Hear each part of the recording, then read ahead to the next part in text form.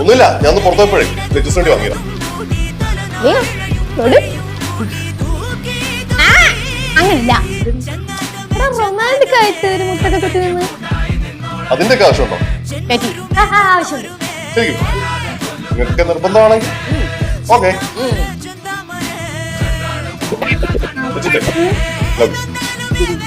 Love you too.